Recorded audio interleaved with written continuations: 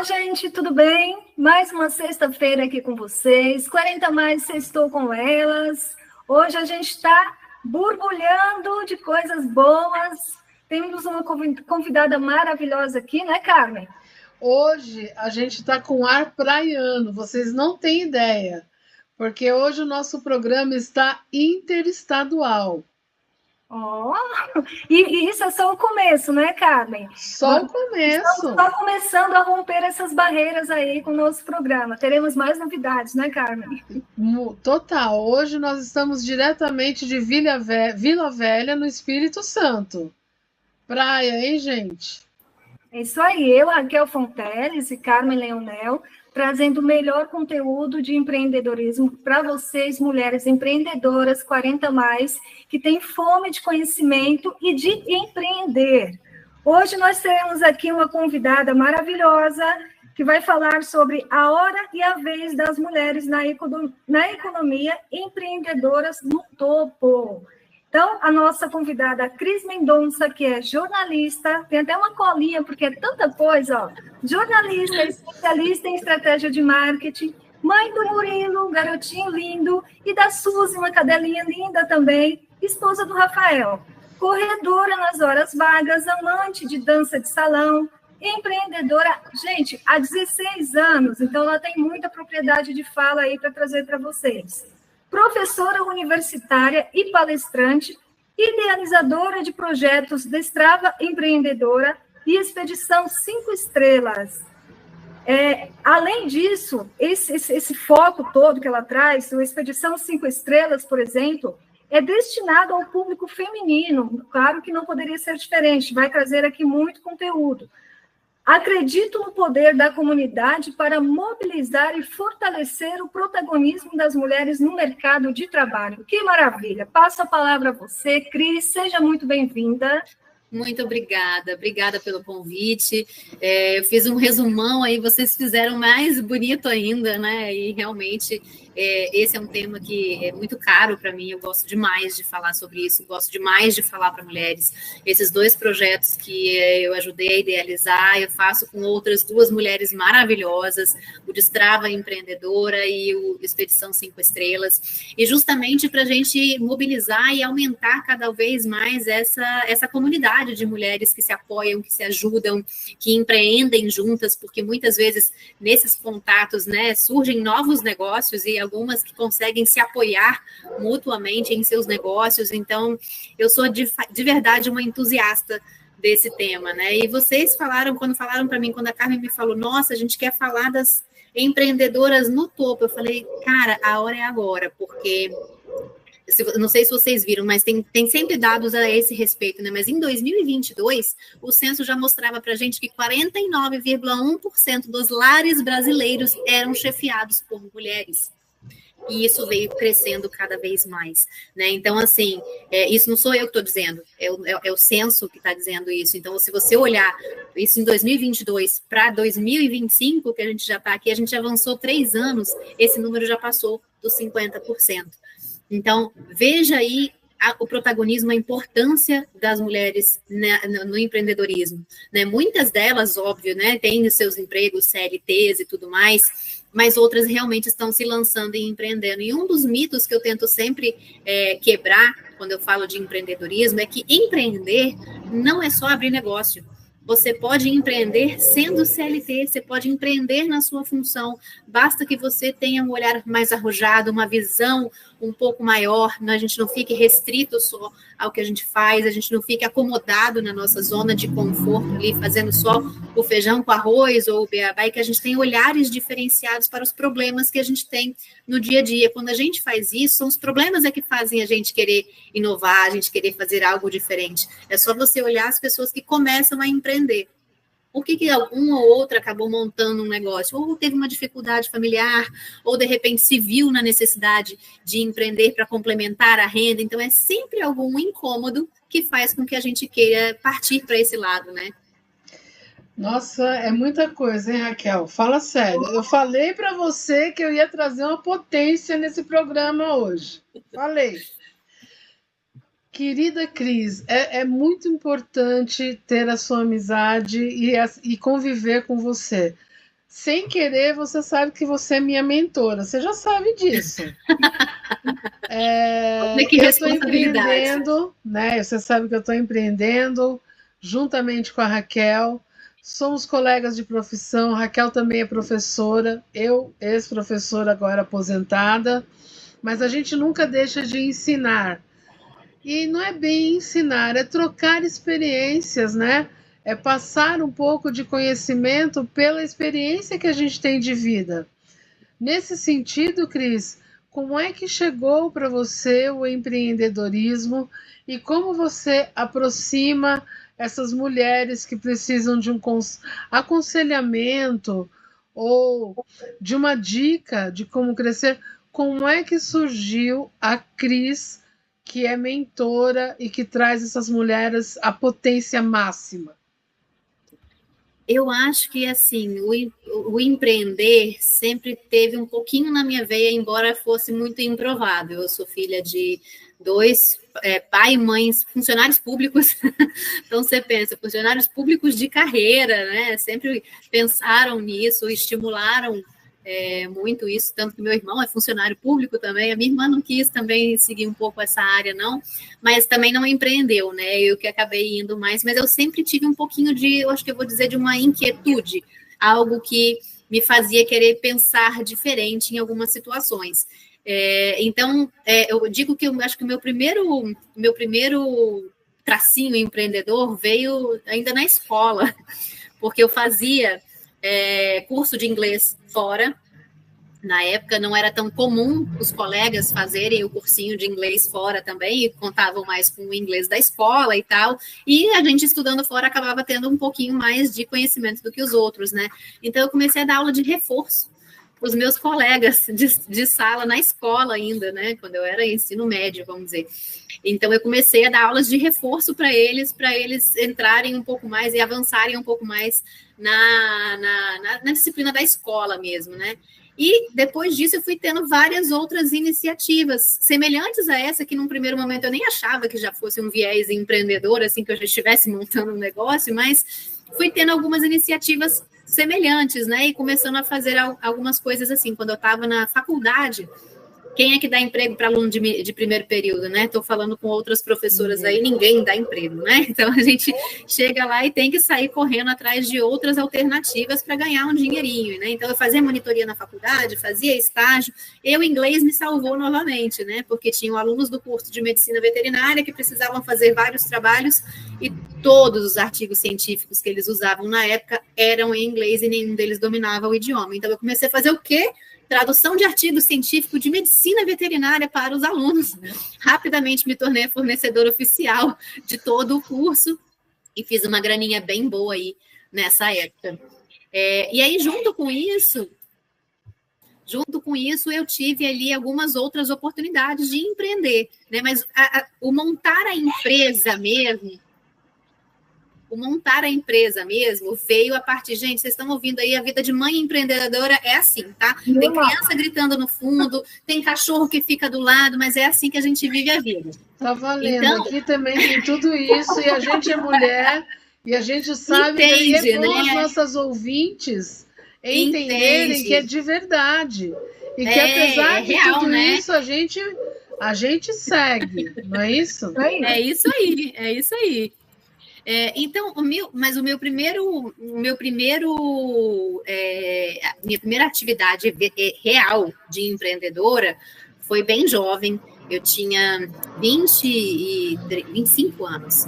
25 anos, eu estava trabalhando CLT, eu só tive 2 empregos CLT na minha vida, e eu estava um pouco frustrada, insatisfeita onde eu estava numa empresa onde eu já não tinha mais para onde ir, não tinha como crescer mais, e frustrada de ficar fazendo sempre as mesmas coisas, e meio sem pensar para onde que eu ia, né?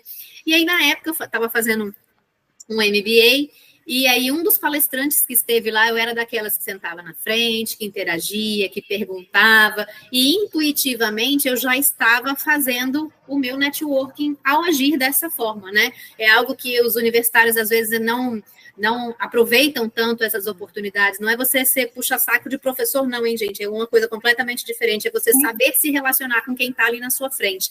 e tinha um palestrante que foi falar para mim, foi fazer uma palestra de marketing, e eu gostei muito, interagi com ele, e ele tinha uma empresa de consultoria de marketing. Ao final da palestra, ele me chamou, conversou comigo, falou, olha, gostei de você, das perguntas que você fez, foram muito pertinentes, tá, vamos tomar um café comigo? Eu falei, vamos lá. Sentei com ele e ele me chamou para desenvolver alguns projetos de consultoria em parceria com ele.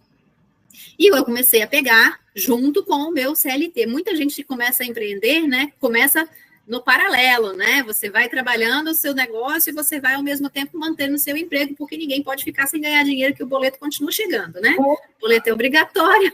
Na vida adulta, o boleto é obrigatório, então não tem jeito. E aí, com isso, eu comecei a pegar os projetos com ele, e num dia ele pegou e falou para mim, eu conversando com ele sobre a minha insatisfação em relação ao trabalho, que não estava fluindo, que eu não estava feliz lá.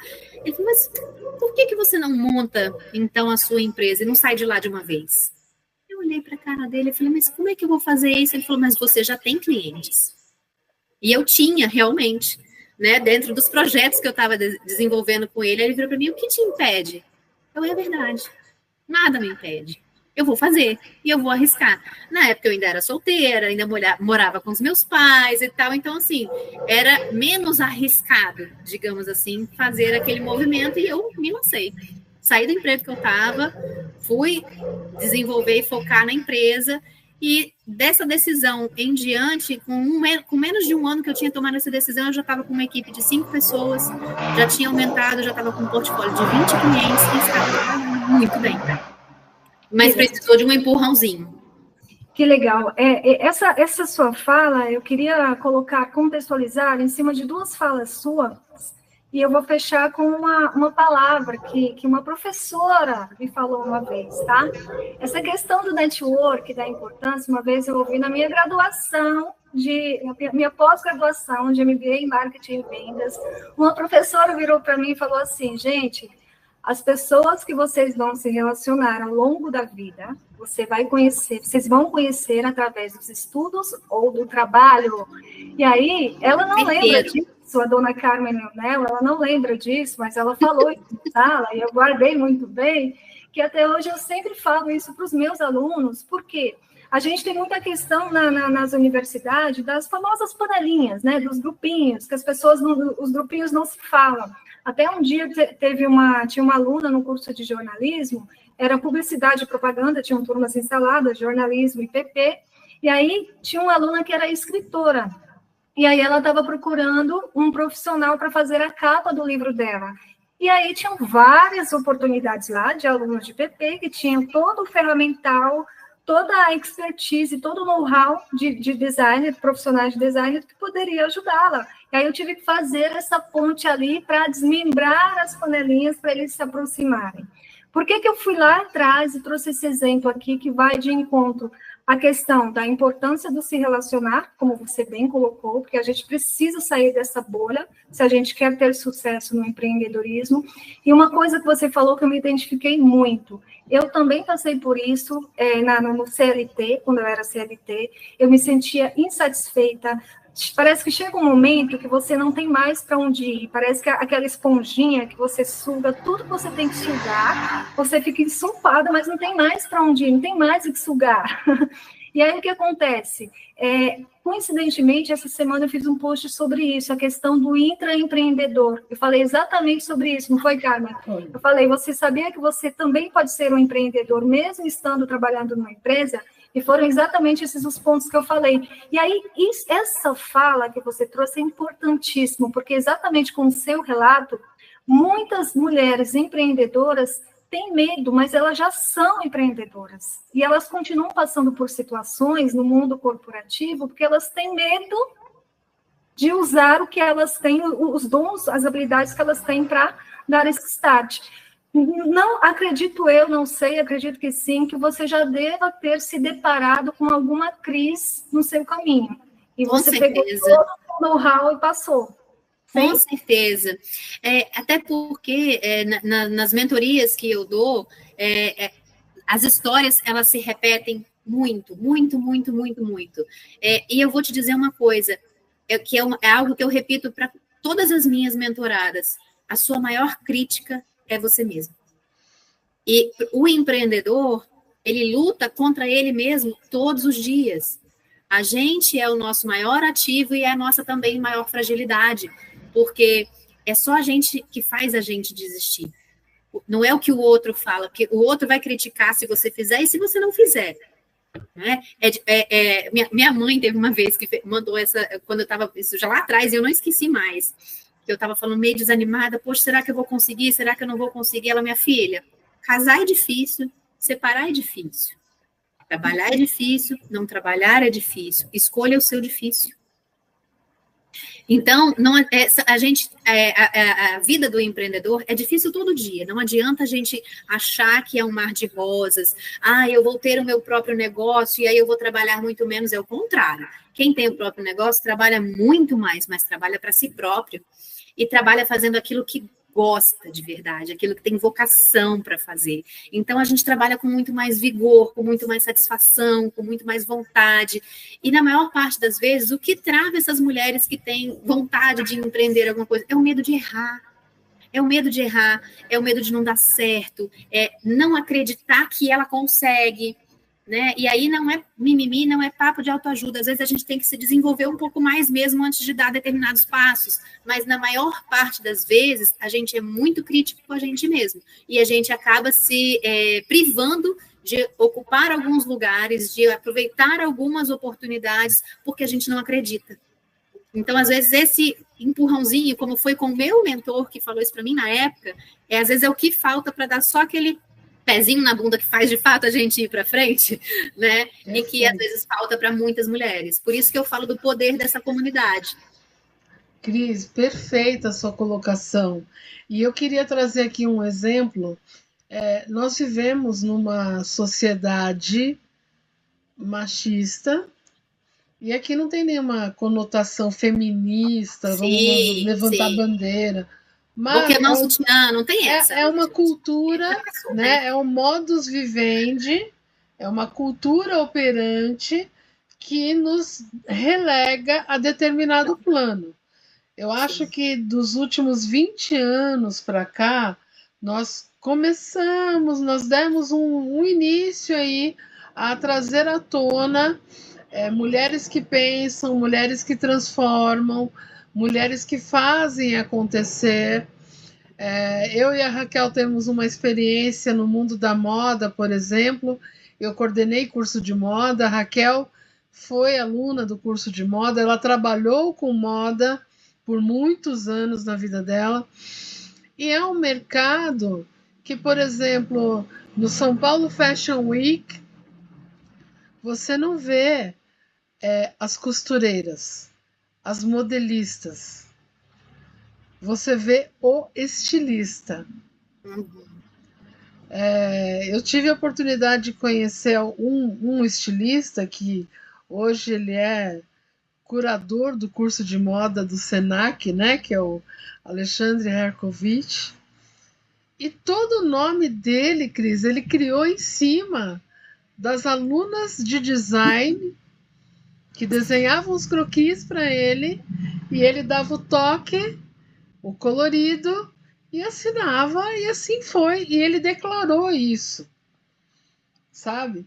Então, eu acho que a gente faz aqui um movimento de transpor essa cortina. E eu trago aqui também uma discussão que é a luta racial, da qual eu nunca fiz parte. Eu sou de uma geração que não é que não se abalava, mas não se deixava mostrar. Então eu tinha consciência de que meu salário era menor. Eu tinha consciência que eu não ia atingir um cargo X. E a gente não pode ter essa consciência. A gente empreende, sim, quando a gente está em CLT. E isso incomoda. Tanto por ser mulher, como ser negra, como ter cultura. As pessoas olhavam e falavam assim, nossa, mas você estudou na ESPM? Yes. Por que não? Nossa, mas você fala 2 idiomas? Sim. Mas como é que você pagou? Você tinha bolsa, né? Não. Então, eu hoje estou aqui nesse papel de encorajar mulheres e trazer mulheres potentes como você. E a gente participa de um grupo, de uma comunidade muito legal, que produz muito conhecimento, mas eu acho que a gente tem pouco espaço de colocar nossa potência.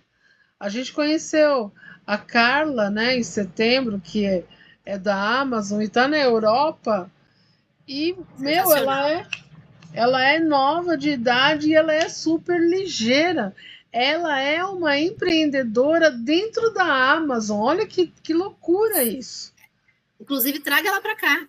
Aí você já vai ter barreiras internacionais, porque ela tem muito para falar aqui, muito, ela é maravilhosa. Muito. E assim, por que eu estou trazendo essa fala? Porque não é só uma questão de empreender, não é só uma questão de fazer networking, não é só uma questão de marketing, de ter redes sociais.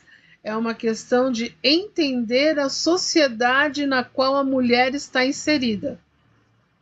Porque a sociedade no Espírito Santo, em Vila Velha, tem um comportamento X, que não é o mesmo comportamento em São Paulo, capital, que não é o mesmo comportamento em Fortaleza, né, Raquel?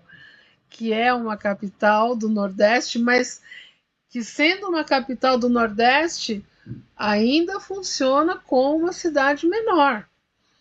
Então, o nosso programa ele quer atingir muitas mulheres para que todas nós possamos levantar essa voz e esse poder, né, de transformação, de crescimento.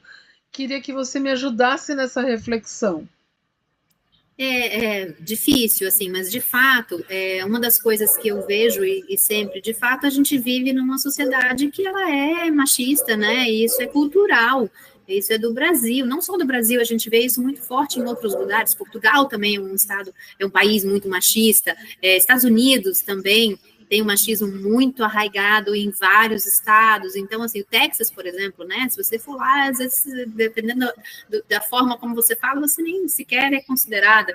Uma amiga que mudou para Portugal já tem alguns anos, ela falou, olha, meus vizinhos, quando eu preciso resolver algum problema no prédio, porque eu acabei de mudar, então não falam comigo, falam que quando o meu marido chegar, eles vão resolver. Então, assim, é como se ela não existisse, né? Mas, assim, eu acho que, independente disso, a gente já caminhou e já evoluiu bastante. E eu acho que mais do que isso, tirando essa parte cultural, que para resolver uma questão cultural leva-se muitos e muitos e muitos anos de conscientização. Eu, como mãe de menino, vocês ouviram gritando ainda há pouco, né? Encaro o meu papel para formar um homem melhor, para quando ele crescer, ele ter uma outra visão e tratar as pessoas de uma outra forma, a partir do que ele vê da mãe dele e da educação que ele tem em casa. Mas mais do que isso, e aí, independente, eu acho que certas coisas não mudam se for aqui no Espírito Santo, se for em Fortaleza, se for em qualquer outra cidade. Eu acho que, antes de mais nada, a nossa postura que tem que mudar para muita coisa, entendeu? É a gente saber se colocar sim, é a gente saber se impor sim. Veja bem, eu comecei muito cedo, eu tinha meus 26 anos, 25 anos, montando uma empresa, atuando num mercado majoritariamente masculino, que já era de consultoria, num nicho mais masculino ainda, porque eu atuo muito fortemente no setor de saúde. As empresas, os clientes com quem eu lidava, muitos deles tinham idade para ser meus pais, então era quase que um tipo, o que essa menina está achando que ela vai me ensinar? Mas aí foram algumas coisas que você vai aprendendo, eu fui fazendo intuitivamente, depois eu fui ver no que eu estava fazendo certo, né? A forma de me vestir era diferente, o jeito que eu me vestia, eu trazia um pouco mais de seriedade, eu trazia um pouco mais de credibilidade. Meu marido, na época, era meu namorado, ainda falava, nossa, você se veste igual uma velha. Não é que eu me visto igual uma velha, quando eu vou para o trabalho, é esse tipo de roupa que eu tenho que usar, porque isso impacta na percepção de imagem que o outro que está ali do outro lado está tendo de mim. E a forma de me colocar, eu me preparei muito, eu estudei muito, então toda vez que eu abria a boca para fazer frente com qualquer cliente falava, eu falava com propriedade, eu falava com embasamento, eu não me deixava intimidar se alguém levantasse a voz ou falasse de forma diferente, então eu sabia me impor dentro daquele cenário ali, e muitas vezes, por situações quaisquer que sejam, tem muita mulher que ela não consegue fazer esse movimento e fazer essa imposição, que na maior parte das vezes, quando a gente consegue fazer isso, o respeito muda, a forma de tratar muda, as pessoas começam a ouvir o que a gente tem a dizer antes de analisar simplesmente o que a gente é, né? Mais do que ser, a gente tem que parecer ser, é as duas coisas. Na hora que a gente fala, o que a gente fala tem que reforçar o posicionamento e a autoridade que a gente tem. E isso passa primeiro por nós mesmos. Então, eu acho que essa mudança de comportamento, de você buscar o autoconhecimento, de você realmente reconhecer as suas forças e você saber se posicionar e se impor aonde você está, já muda muita coisa do cenário onde a gente, dos lugares onde a gente vai estar, do que a gente vai tolerar e o que a gente não vai tolerar nesse tipo de relação. Gente, eu sinto em dizer a vocês duas, sempre sou eu que tenho que dar a péssima notícia, e eu já estou aqui pedindo para ter Cris Mendonça parte 2 em algum dia desse semestre. Quando quiser. Porque falta muita coisa, mas já vamos aí com a Raquel encaminhando para o final. Eu fiquei muito feliz em te ouvir, em trocar mais essa experiência com você, ter você presente nesses curtos 25 minutinhos. Não é, Raquel? A gente... rápido, né? Não, a gente nem sentiu, passou muito rápido e foi ótimo, assim, nem sentiu mesmo, é tanto que, assim, você foi falando, tinham tantas coisas aqui que eu queria contextualizar em cima, só que eu falei, não vai dar tempo, eu vou deixar ela fechar o raciocínio, mas só para fechar em cima do seu raciocínio, que eu gostei muito que você trouxe hoje para a gente, que está muito interligado, né, essa questão da a vez das mulheres na economia, empreendedoras no topo, que foi o tema hoje. Então, como que eu vou fazer para chegar ao topo? Ao meu ver, simplesmente confiar em você, ouvir a sua intuição, eu acredito muito em intuição, né? Não falando de autoajuda também, Cris, mas tem uma fala que eu, toda vez que eu entro nessa pauta, eu entro nela, eu falo disso. Tem uma história que eu li em um livro, que é uma parábola que diz da história dos 3 sapinhos, né? Que eles foram apostar uma corrida, e aí diz que a estrada era muito difícil, que não era para ir.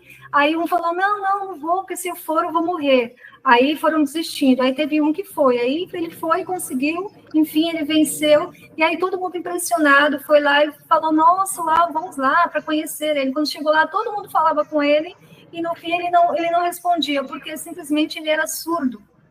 Então, o que a gente entende, né, trazendo para o nosso dia a dia esse universo empreendedor, que é muito o que você trouxe aqui hoje.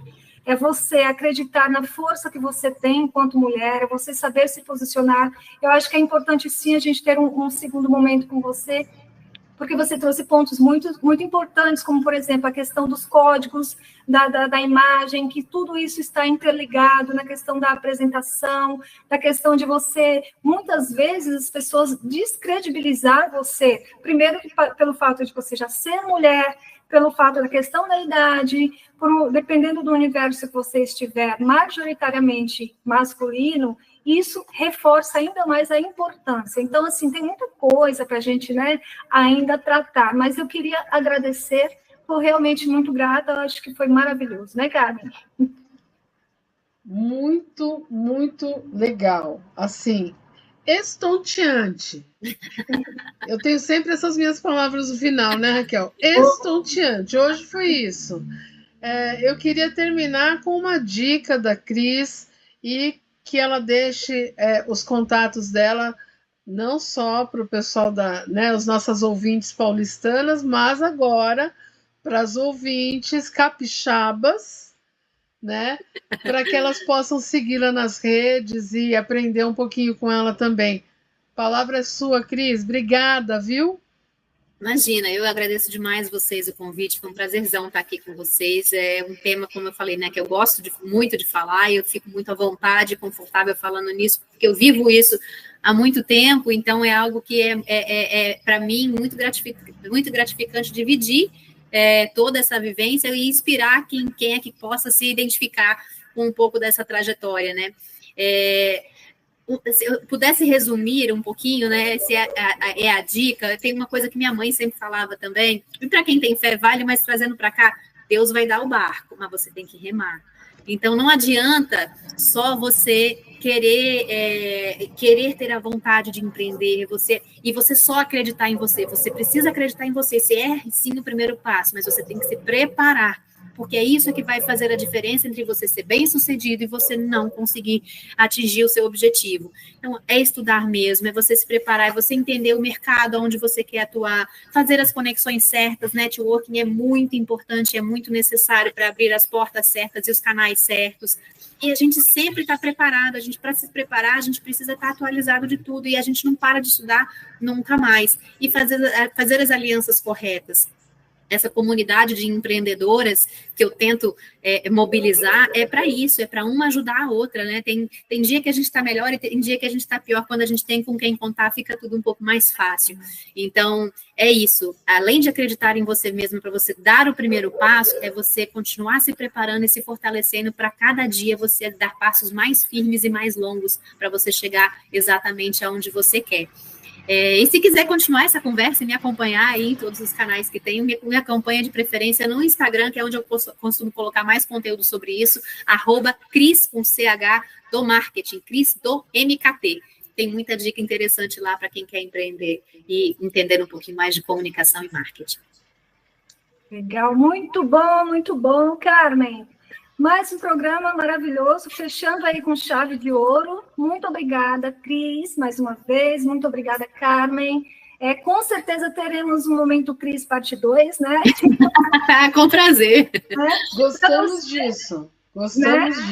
Para você, querido ouvinte, só reforçando aqui, entre em contato lá com a gente. Estamos aí no universo digital aí para interagir com vocês também. Temos lá o nosso canal.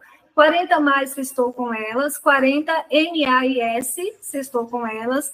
Instagram também, 40 mais Sextou com Elas. Para você que quer participar aqui, que quer pegar alguma dica, que quer informação sobre alguma convidada nossa aqui, que a gente traz sempre profissionais maravilhosos no mercado.